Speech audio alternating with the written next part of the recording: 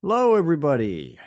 Hello, hello. And yeah, welcome to our live class in the membership program. I hope everybody out there is having a great day so far and looking forward to the live class, as I am always looking forward to the live classes with all of you. And yeah, if you haven't been with me in the past, well, I'll introduce myself quickly. My name is Todd. Todd. That's Todd, and it's a pleasure to meet all of you.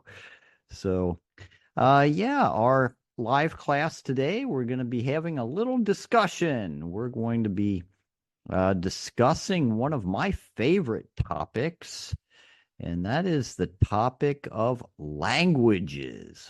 Languages. And I hope all of you out there who are currently studying the English language are interested in this topic as I am, and looking forward to this discussion that we are about to begin, and we are going to begin right now. So let's get on with this as we talk about languages. Uh-oh, you see that picture there? English grammar. English grammar. Maybe that scares some of you or frightens some of you or frustrates some of you, but no, don't let it. Grammar is wonderful. It really, really is. Trust me, believe me. All right, but yeah, let me ask all of you a question. And Yeah, and just think about this. So, which languages do you speak? Which languages do you speak? And let me make a note here too. You speak a language, okay? You speak a language. Sometimes, or actually very often, the words talk and speak can be used synonymously. Okay. So a lot of times you could say talk or you could say speak, and they mean the same thing, but you don't talk a language. Okay. Here you really want to use the word speak. And remember, speak is an irregular verb. Okay. So it's speak. That's our base form, spoke, our simple past form, and spoken, our past participle form. Speak, spoke, spoken. But yeah, so note that you speak a language. Okay, back to our question. Which languages do you speak? Well, me, I speak English. I speak English. Now, in the past, I used to speak French. I could speak French pretty well. I was not at the level of a native French speaker, but I could speak it pretty well. I could understand most French speakers, and I could communicate my ideas pretty well with native speakers of the French language. But I haven't practiced my French for a long time now, so I'm no longer able to speak French. It would require a lot of review. And I also spoke some modern Greek, which is a very difficult language, or at least it was for me. It was a very difficult language, but again, that was many years ago. So now I say I speak English. So, but what about you? Which languages do you speak? Are you Spanish speakers? Are you Portuguese speakers? Maybe you speak Mandarin, very popular language, or some other language. Okay, so there we have number one, getting us started. Moving on. Which languages or which language or languages do people speak in your country? Which languages do people speak in your country? Yeah, well, I live here in the United States of America, and Of course, the United States of America is a pretty large country, and we have a pretty large population here. I think our population is around, I don't know, 325 million, maybe a little more than that now. But it's a lot of people, and we have a lot of people from other countries. And we have a lot of people here in the United States that speak uh, different languages. So we have a lot of Spanish speakers here in the United States, a lot of Spanish speakers, especially around the border areas like in Texas, uh, Florida, many Spanish speakers in Florida, California, New York. Um, so we have a lot of Spanish speakers. We also have a lot of Portuguese speakers, people from Brazil here. When I was in Florida last time, we had a lot of Portuguese speakers, and we have a lot of Chinese speakers. We have a lot of Indians, people from India here in the United States. Where I live near a university, and we have a lot of Indian people here. And the Indian people, they speak different languages in India. Uh, One of their main languages is Hindi. So we have a lot of Hindi speakers. They also speak another language called Kannada. Um, so we have speakers of that language and other dialects. And we have speakers, of course, of Mandarin and Cantonese, other forms of the Chinese language. We have many people who speak German, a lot of people from Germany here in the United States. We have people who speak Russian, a lot of Russian speakers here. So, yeah, many languages are represented here in the United States of America. So, yeah, what about, and we have French speakers here as well, of course. And like I said, many other languages are represented here. But what about you in your country? Which languages do people speak in your country? All right. Moving on. Now, which language or languages have you studied? So maybe you don't speak them, but maybe you have studied them in the past. Which language or languages have you studied? Um, yeah, well, with for me, I've studied four languages. I've studied well, French. I've studied French. I've studied modern Greek. Like I said, a very difficult language to speak for an English brain, that is, for somebody who speaks English as a native language. The Greek language to speak it is a very difficult language. I've also studied Latin. I have a pretty extensive background in the Latin language, and I've also studied classical Greek. Pretty extensive background with classical Greek as well. But in Latin and Greek, really didn't learn to speak it or speak those languages. We learned to read it, to translate it, those languages. But yeah, so I have experience with Latin, modern Greek, classical Greek, and French.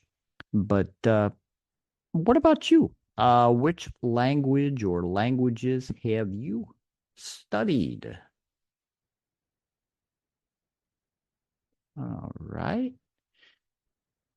Yeah, okay. Now, number four, what is the best way to learn a language? There you go. What do you think about that? What is the best way to learn a language? Well, this is a topic I love. I love to discuss this topic. It's very interesting to me. Like I said at the beginning of the class, language and languages are just a fascinating topic to me, actually. The best way to learn a language, a lot really depends upon age. Okay.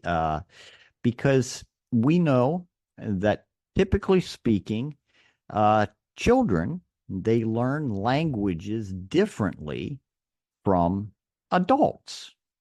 Okay. So, uh, research shows that we are actually what psychologists will say hardwired to learn our native language.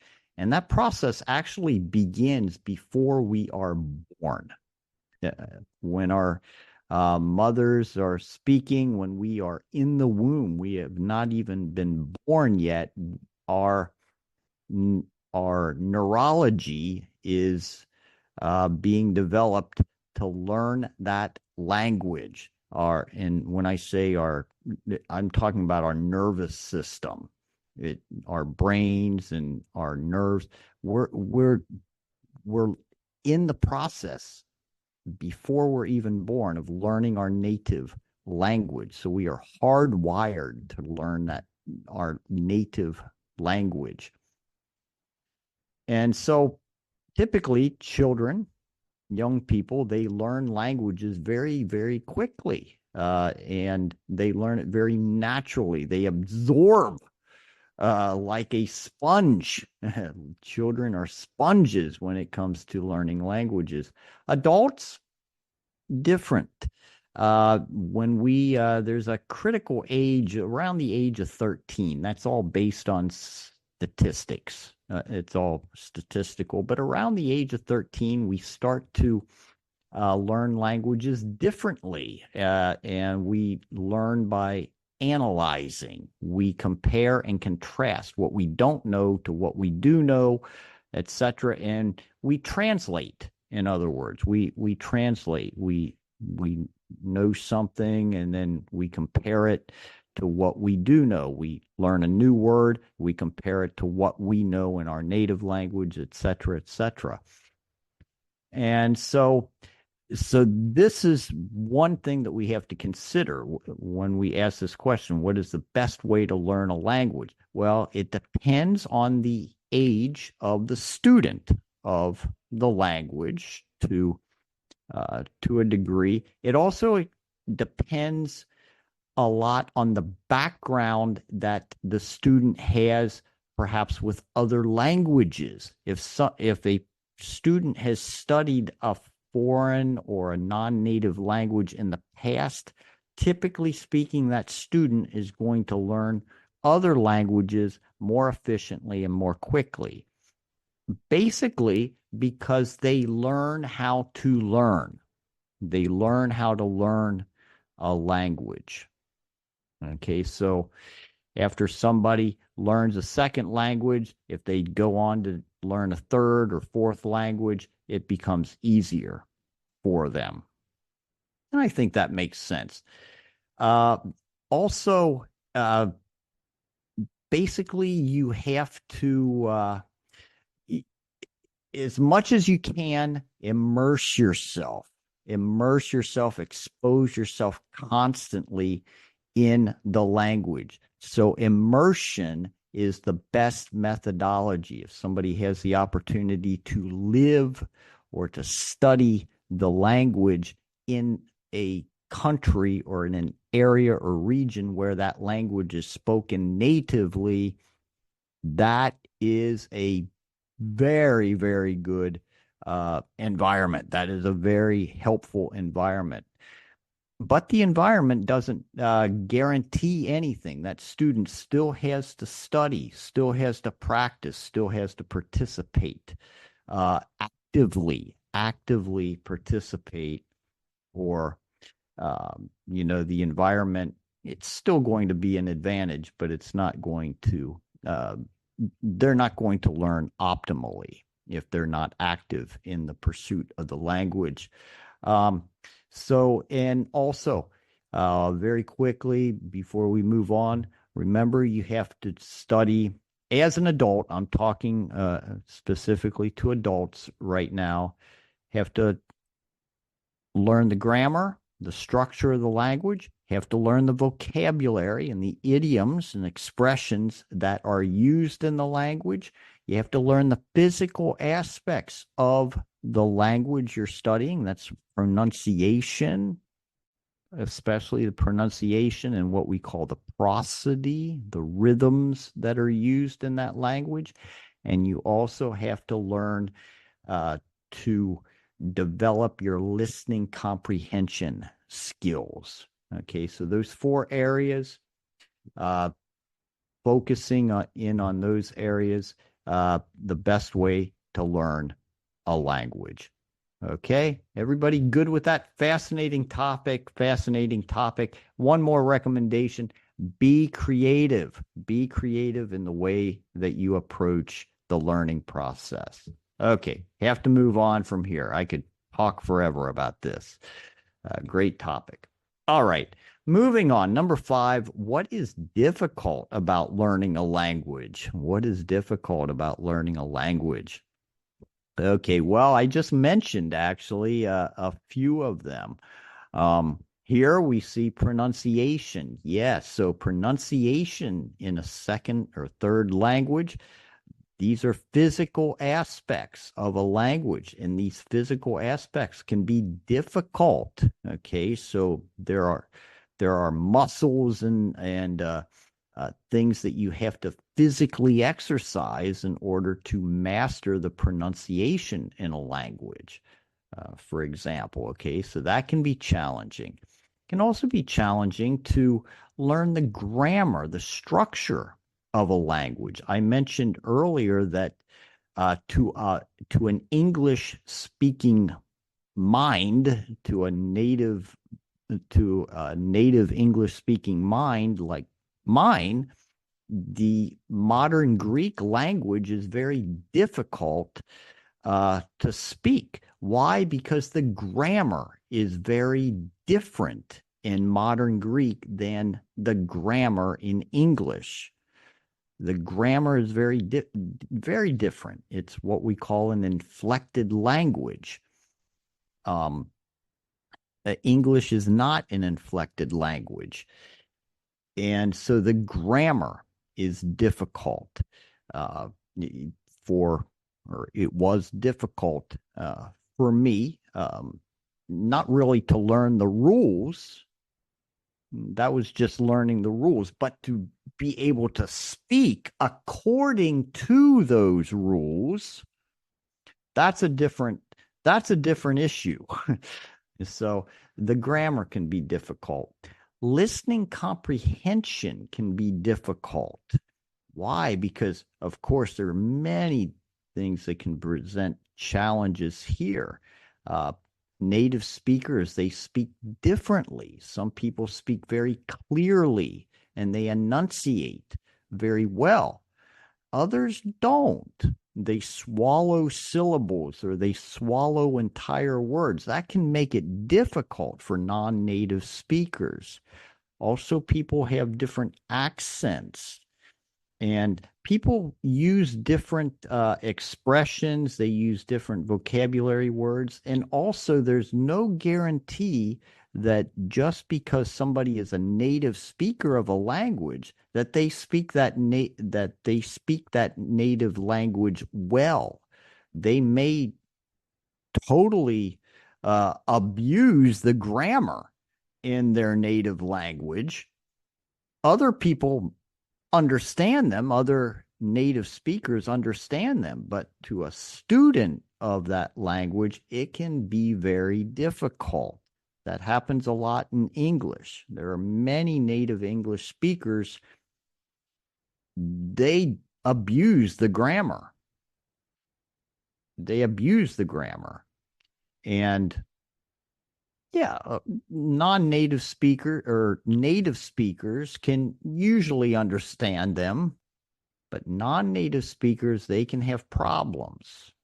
Okay, so all of these things make learning a language difficult. Also, idioms. Uh, for example, in English, we have phrasal verbs. Phrasal verbs are idioms. These can be challenging. Uh, we have prepositions. Prepositions are challenging. Prepositions in English and in other languages can be very challenging. So a lot of different things can be challenging for students of a second or third language. All right. So let's move on here. Number 6, what are your best tips for someone learning a language? What are your best tips for someone learning a language? Well, yeah, I'm not going to spend a lot of time on here because I've already given my best tips, I think, for someone learning a language. But yeah, as much as possible, immerse yourself, expose yourself, focus on these 4 areas um, of grammar, of learning your vocabulary and your idioms, expanding your vocabulary and your idioms, practice your pronunciation, reading out loud. Reading out loud is a great way to practice your pronunciation. Listen to a native speaker read something and then repeat after that native speaker. So you learn the pronunciation and then repeat after that native speaker. It's a great physical exercise. Help you with your pronunciation. It will also, by the way, help you with your listening comprehension. When you speak, you're also training your ears. Yes, of course, you're listening to your own voice, but you know what? Your voice and your ears work together. Okay, so when you're speaking, you are also training your ears for the listening comprehension component of learning the language. Also, I'll throw this in there. If you have an opportunity to teach somebody, if you're at a higher level, for example, if you're studying English, I think everybody out there is studying English at this time, and you're at a more advanced level than somebody else who you know is studying English or who wants to begin studying English, if you have an opportunity to teach that person, take advantage of that opportunity. Of course, it benefits that person you're teaching, and it will benefit you as well. Guarantee, because it reinforces the knowledge that you already have. Okay, and also just don't write too much. Okay, don't write too much. If you're doing grammar exercises, some writing can be helpful if you're learning to speak a second language, but too much writing can actually slow the process down. Spend much more time speaking and listening than you do writing. Okay, I think that's very important. Okay, must move on here. Number 7, are there any other languages that you'd like to learn? Are there any other languages that you'd like to learn? Well, you know what?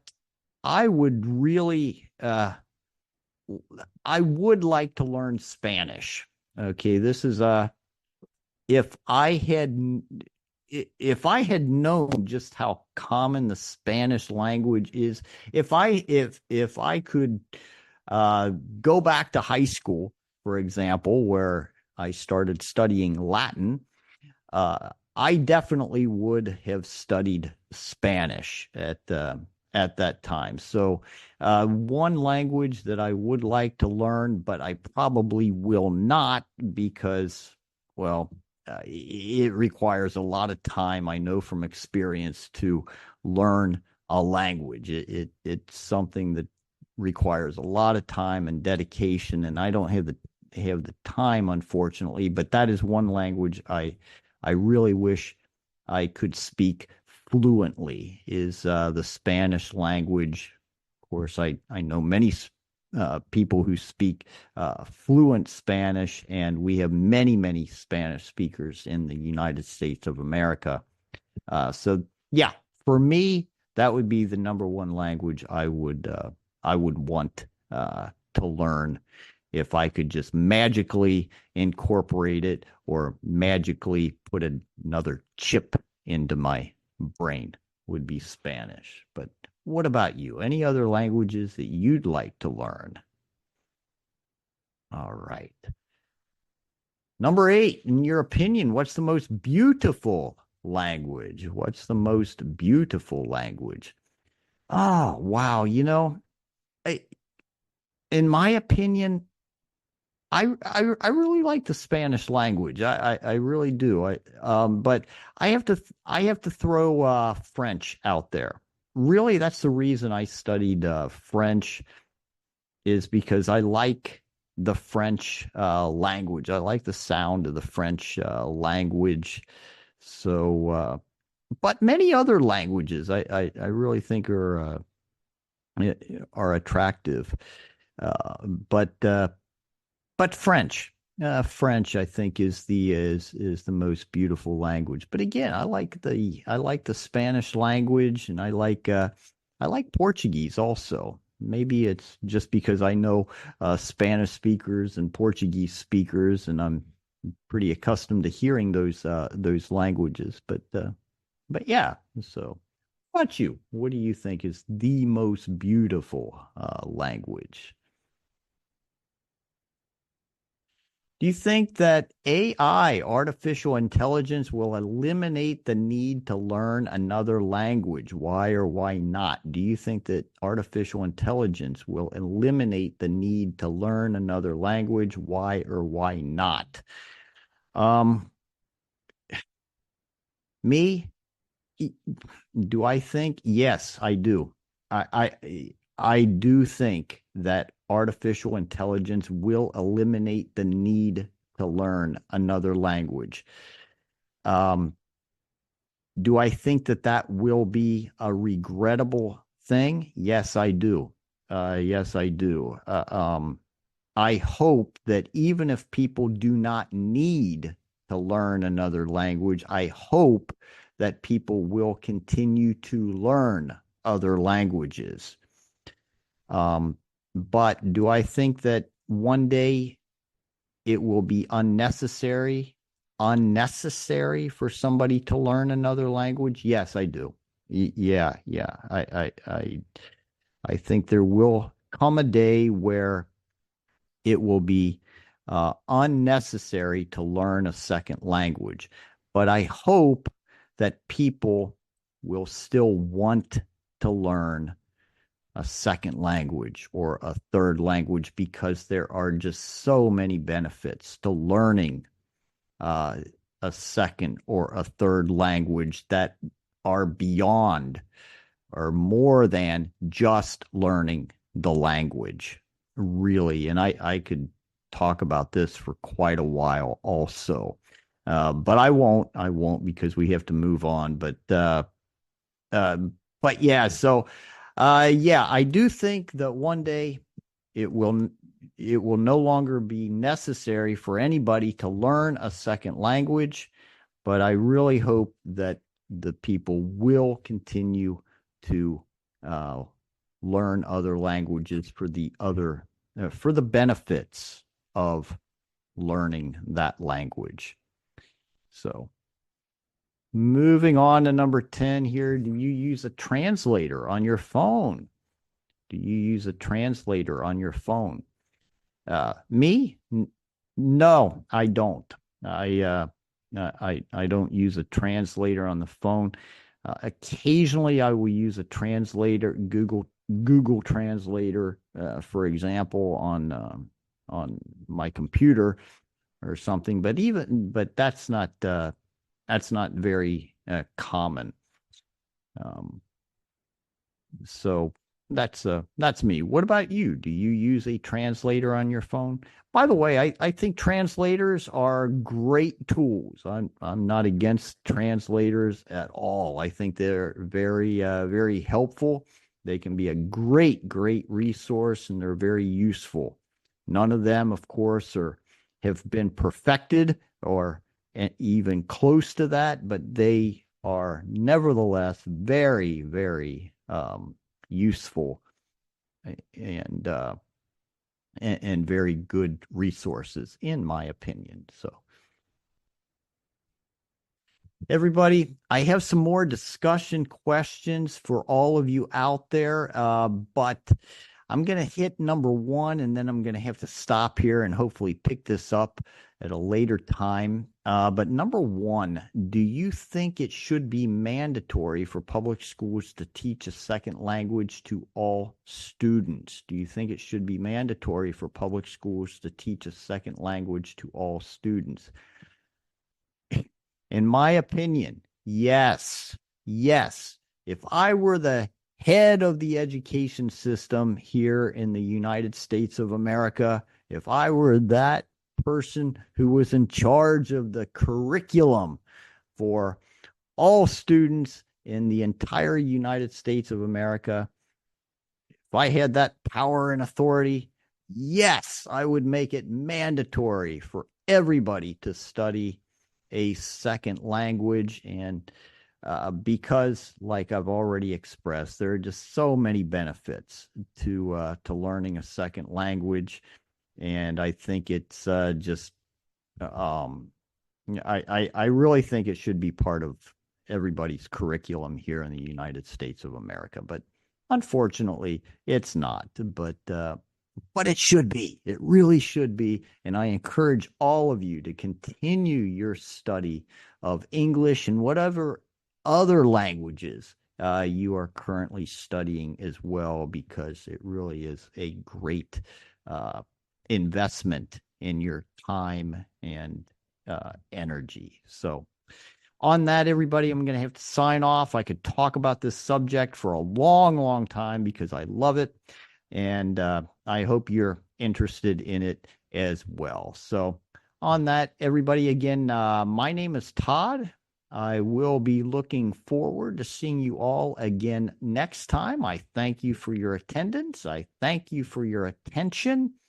And until the next time I see you, I will wish you a wonderful remainder of your day. Bye-bye.